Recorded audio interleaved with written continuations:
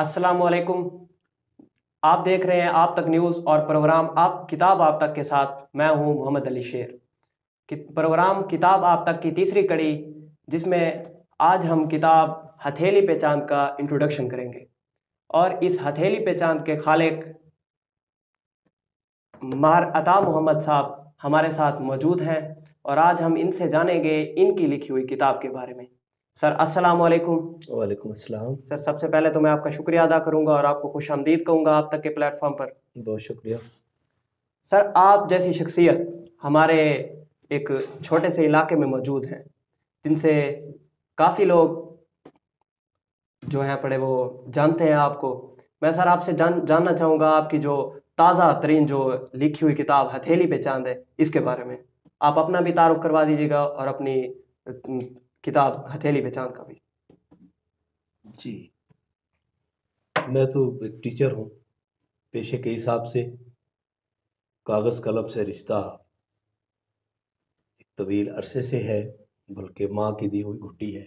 जी हमें अलफ लवाई किस्म की दास्तानें, कहानियाँ, किस्से अम्मा जी सुनाया करती थी, जिसके सबब से अदब से वाबस्तगी पैदा हुई, अब अदब से जुड़त पैदा हुई।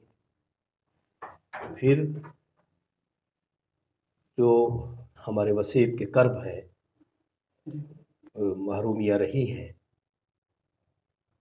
उनको एक पैराया इजहार चाहिए था। तो मैंने शायरी का सहारा लिया। फिर शायरी मेरे वसीब के कर्ब हैं, दुख है, परेशानियां हैं, कुछ पुरानी बातें की। सर इस किताब को लिखने की कोई ख़ास वजह?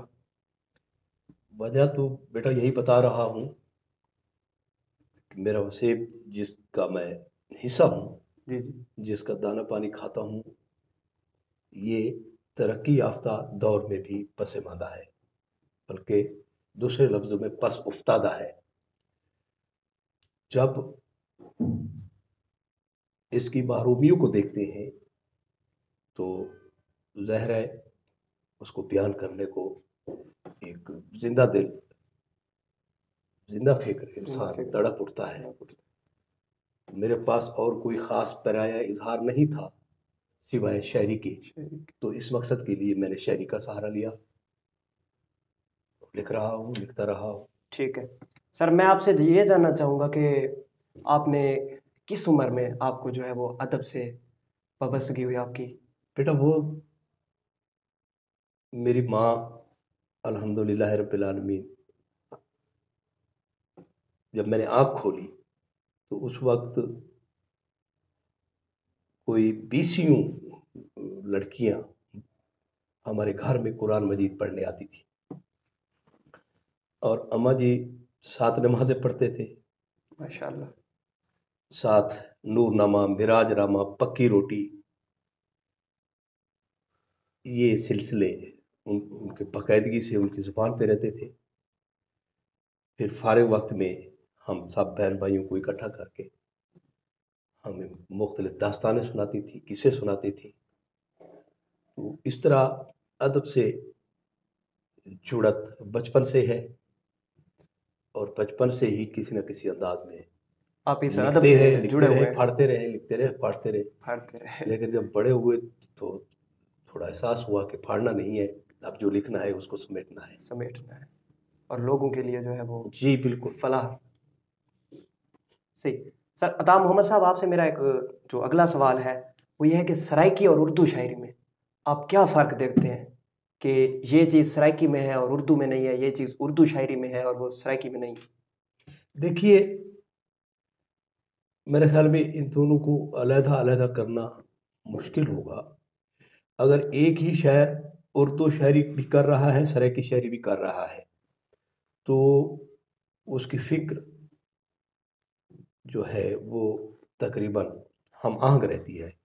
लेकिन थोड़ा-सा सराइकी जब हम लिखने बैठते हैं, तो एक अनजाना सा दुःख, एक कर्ब जो है हमें अपने आप इन दोनों चीज़ों से मुंसलिक लपेट हैं, लेता है। सराइकी से जब भी हैं, उर्दू उर्दू से लिख भी रहे हैं? होते हैं, तो उर्दू के वक़्त थोड़ा-सा एक अनजानी सी जो है एक राहत महसूस राहत होती महसूस है। होती है। चूँकि वो हमारी कौमी ज़बान कौमी है, ज़बान है। शिया है, जी हम जी। उसके चूँकि हम साहिब ज़बान हैं, इसकी अहले ज़बान है। सराइकी में थोड़ी रवानगी ज़्यादा रहती है। मादरी उर्दू ज़बान है। में जो है जिस तरह कहते हैं, उर्दू आते आते उर्दू उर्दू ज़बान आती है, तो ये हमारे साथ भी बाज़ दफ़ा हो जाता है।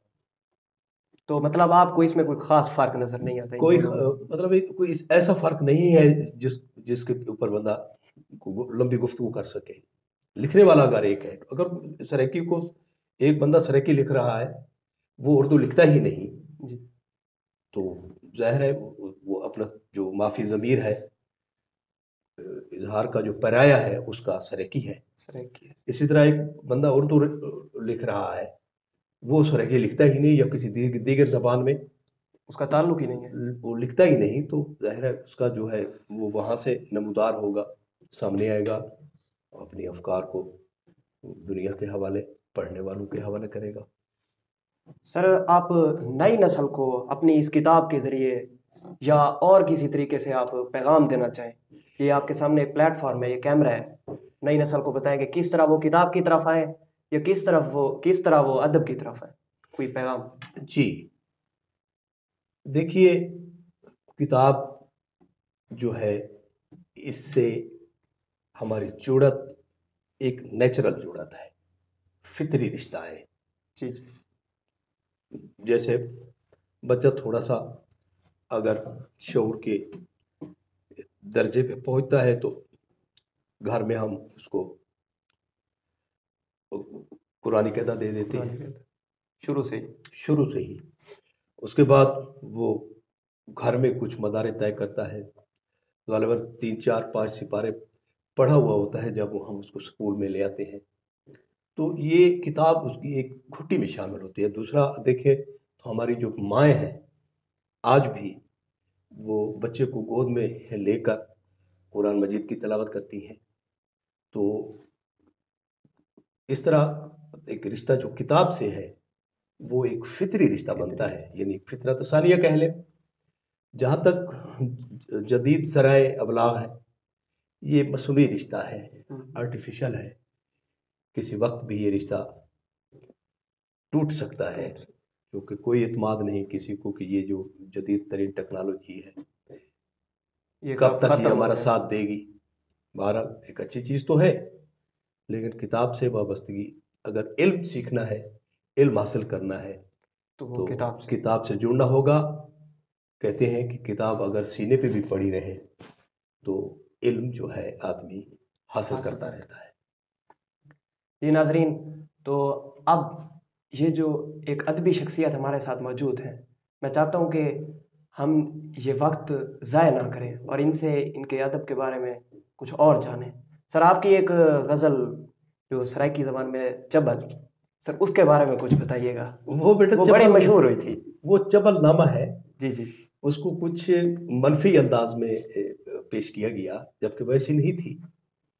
दरअसल यहाँ पे एक असिस्टेंट कमिश्नर थे कोटद्दू में, तो उन्होंने एक सेमिनार मुनक्किद करवाया, जिसका उन्वान था आ चुनूरल यार। सही। तो उसमें जनूबी पंजाब के तकरीबन सभी सराइकी दानिशवर जमा थे। भावलपुर से जवेद चांडियो थे, जिक्र यूनिवर्सिटी से लोग थे, सजाद अदर परवेज़, इसी तरह राना महबूब अख्तर, यानी सराइकी अदब नैया से से भी ताल्लुक़ बहुत रखने से, वाले थे हाँ, लोग। अशुलाल फ़कीर साहब वहाँ थे। तो वहाँ पर जो है आ चुनूरल यार के ऊपर गुफ्तगू करनी गुफ्तगू थी। थी। तो जब मैंने मौजू देखा, और जो मुझसे पहले लोग स्टेज पे आए, उनकी गुफ्तगूएँ सुनी, तो मुझे थोड़ा सा अजीब महसूस हुआ कि हम कहाँ जा रहे हैं, हम क्या कर रहे हैं। सही। तो फिर जो है ना, जब मेरी बारी आई, मुझे प्रोफेसर इमरान मीर ने स्टेज पे बुलाया। मैंने, सच्ची बात है, क्योंकि हम इन बंटवारों से पहले काफ़ी मातें खा चुके हैं, जी। तरह तरह के बंटवारे हैं, इलाक़ाई बंटवारे, मजहबी बंटवारे, मसलकी बंटवारे, समाजी बंटवारे, समाजी। तरह तरह के बंटवारों से मारे हुए लोग हैं। तो इस बंटवारा, ये थोड़ा सा मुझे बंटवारा को महसूस हुआ कि इस तरह को हम तकसीम हो रहे हैं।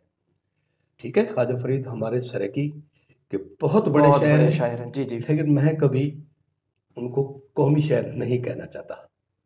हमारे कौमी शायर अल्लामा इकबाल ही अल्लामा हैं, इकबाल ही है। और मैं अल्लामा साहब से लव करता हूँ। तो मैंने फिर वहाँ अपनी गुफ्तगू में इसी पे गुफ्तगू की, आ चुन अल यार पे, कि भाई आज चुन तो लेंगे, लेकिन ये क्या गारंटी है कि हम बाहिफाजत उसके साथ घर तक भी पहुँच पहुंच जाएंगे। जाएंगे।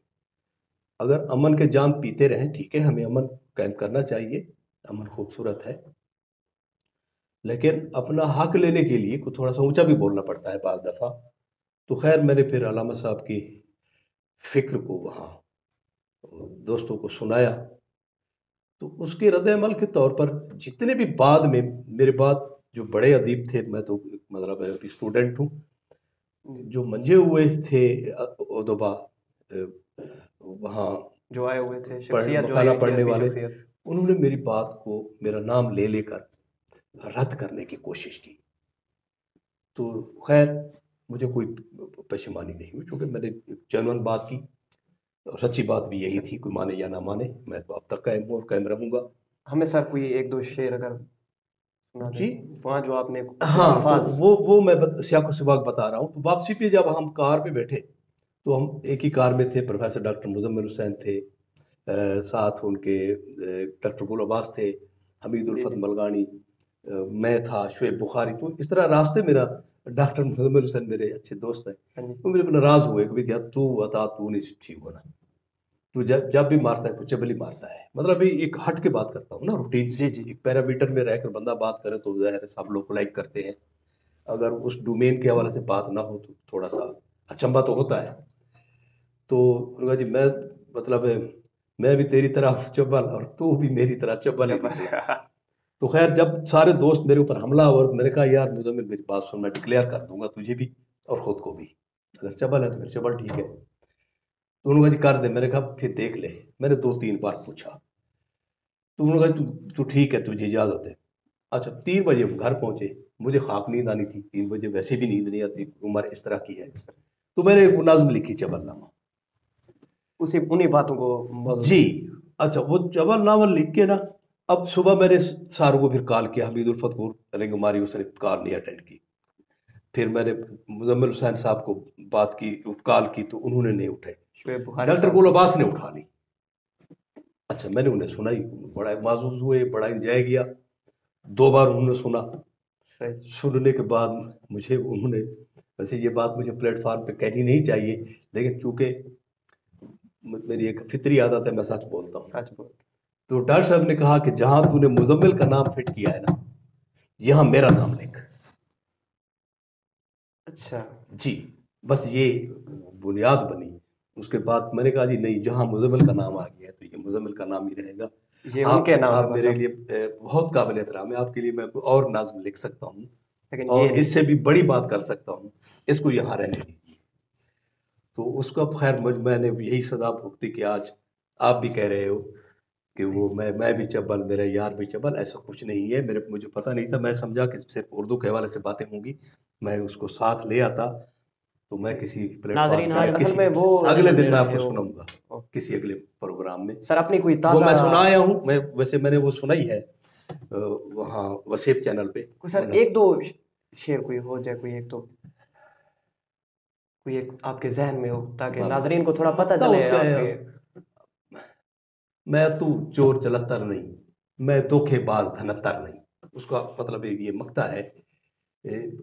और भी वो कोई मतलब ये नहीं है कि अल्हम्दुलिल्लाह नेगेटिव बहुत नहीं है आला उसका तय की इफेक्ट। वो मेरी नज़्म है। अगर पढ़े तो एक बार उसको, एक बार नहीं 10 बार सोचना पड़ता है कि यार जो बातें ये बंदा कर गया है, बंदे की बातें तो ठीक है। जी जी। जी सर कोई अपनी ताज़ा उर्दू गज़ल, हाँ, उर्दू गज़ल ताज़ा तरीन मेरे पास बिल्कुल है, मैं सुनाता हूँ। ताकि हमें पता चले आपके जो है जी वो बिल्कुल अदब। बिल्कुल बिल्कुल, हक है आपका। शबे दहजूर में जुगनू को सरदारी बरतने दें, वाह। है बरपा बज़्म शाखो गुल ज़िया पाशी बरतने दें। वाह।